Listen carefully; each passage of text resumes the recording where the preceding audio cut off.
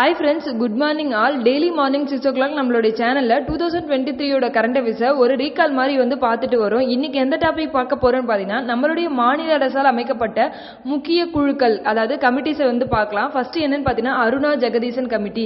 இந்த கமிட்டி எதுக்காகன்னு பார்த்தீங்கன்னா தூத்துக்குடியில் நடந்த துப்பாக்கி சூடு சம்பவத்தை பத்தி விசாரிக்கிறதுக்காக அமைக்கப்பட்டது. 2018 தூத்துக்குடி ஸ்டெர்லைட் ஆலைக்கு எதிராக நடந்த போராட்டத்தில் 13 பேர் சுட்டுக் கொல்லப்பட்டிருப்பாங்க. அதை பத்தி விசாரிக்கிறதுக்காக தான் இந்த அருணா ஜெகதீசன் கமிட்டி ஏற்படுத்தப்பட்டது. Okay, next Chandru committee. இது தமிழக பள்ளிகள்ல ஜாதி வேறுபாடு நீக்கிறதுக்காக ஆய்வு செய்யறதுக்காக தான் இந்த கமிட்டி ஏற்படுத்தப்பட்டது.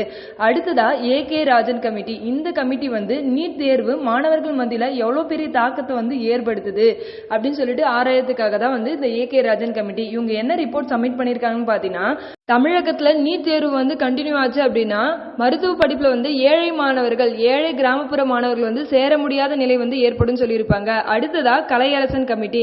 இந்த கமிட்டி எதுக்காகன்னு பாத்தீங்கன்னா அரசு பள்ளி மாணவர்கள் மருத்துவ படிப்புல சேரதுக்காக 7.5% ரிசர்வேஷன் கொடுப்பாங்க இல்லையா, அதை பத்தி ஆய்வு செய்யறதுக்காக தான் இந்த கலையரசன் கமிட்டி. அடுத்ததா நம்மளுடைய தமிழக அரசு பொருளாதாரத்திற்கு ஒரு 5 நபர்கள் கொண்ட ஒரு குழுவை அமைச்சிருப்பாங்க.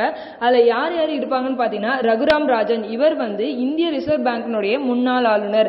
அடுத்ததா எஸ்தர் டப்லோ, இவர் அமெரிக்காவினுடைய ஒரு பொருளாதார ஆலோசகர். அடுத்ததா அரவிந்த் சுப்பிரமணியன், இவர் அரசினுடைய முன்னாள் தலைமை பொருளாதார ஆலோசகர்.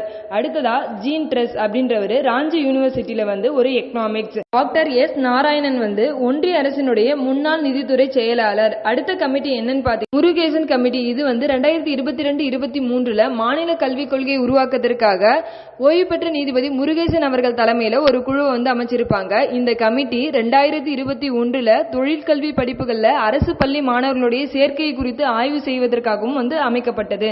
ஓகே, அடுத்த கமிட்டி என்னன்னு பாத்தீங்கன்னா வெங்கடேசன் கமிட்டி.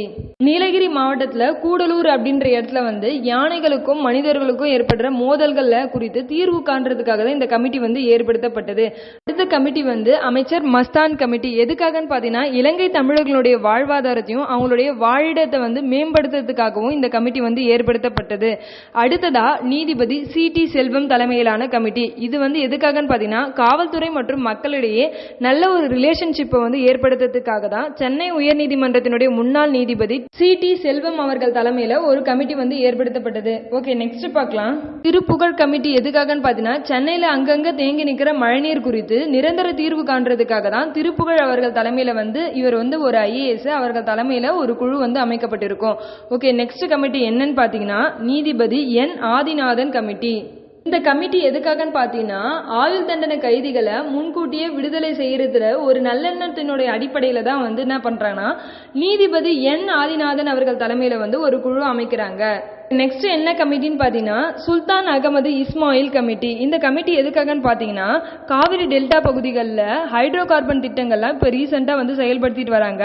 அதனால என்னென்ன பாதிப்புகள்லாம் விவசாயிகளுக்கும் மக்களுக்கும் ஏற்படுது அதை பத்தி ஆராயத்துக்காக தான் பேராசிரியர் சுல்தான் இஸ்மாயில் அகமது அவர்கள் தலைமையில ஒரு குழு அமைச்சிருக்காங்க.